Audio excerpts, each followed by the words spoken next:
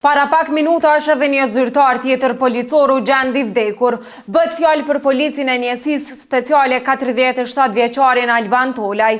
E lajmin për vdekjen e tij e ka konfirmuar edhe zëdhënësi i policisë së Kosovës për rajonin e Prishtinës, Agron Borovsi, i cili tha se të premten rreth orës 14:45 minuta kanë pranuar informatën për një trup të pajet në rrugën Ahmet Korenica në Prishtinë, e që policia menjëherë ka dalë në vendin e ngjarjes, si dhe mjekët emergjent të cilët kanë konstatuar vdekjen e viktimës mashkull 47 vjeç zyrtar policor. Borovsi shtoi se mbështetur në informacionet e para nga vendi i ngjarjes, përkundër që ka elemente që sugjerojnë për vetvrasje, policia në koordinim me prokurorin e shtetit ka nisur një hetim mbi vdekjen dhe me kujdes të shtuar po shqyrtojnë të gjitha aspektet e rastit për ndriqimin e plotë të rrethonave të kësaj ngjarje tragjike.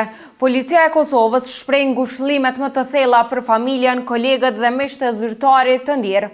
Pas kësaj ngjarje të trisht, policia në koordinim me prokurorin e shtetit kanë filluar hetimet rreth vdekjes së policisë të njësisë speciale dhe po shqyrtojnë të gjitha aspektet e rastit për ndriqimin e plotë të rrethonave të këtij rasti tragjik.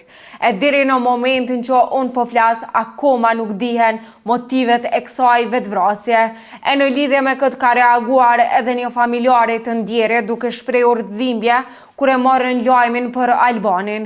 Gjithashtu ka reaguar edhe një bashkëvendas i të ndjerit, duke u shprehur i tronditur nga humbja dhe vdekja e parakohshme e Alban Tolaj nga Pobërgja, i cili humbi jetën aksidentalisht sot. E sipas informacioneve të para që ka pranuar redaksia jon, thuhet se zyrtari policor tashmë i ndjer dyshohet se kohëve të fundit ka pasur probleme shëndetësore dhe një operim në zemër, si dhe kur ndodhi ngjarja, familjarët e të ndjerit ishin prezant. Kujtojmë që edhe me 1 prill edhe një zyrtar tjetër policor është vrarë në Kaçanik, afër ndërtesës së banesës së tij për motive akoma të paqarta.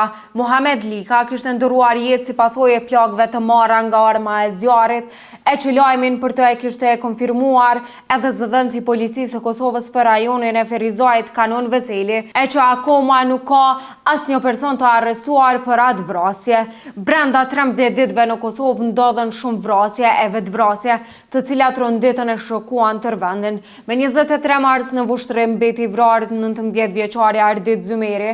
Një ditë më vonë, pra me 24 mars, përsëri në Vushtrë pati një vrasje të dyfisht, ku mbeti e vrarë në Xhmie Haradini, ku dyshohet se u vron nga Arsim Morina, i cili më pas kreu vetvrasje. Me 25 mars Prishtina u trondit nga vrasja e radhës, ku i vrarë mbeti 62 vjeçari Naser Gashi.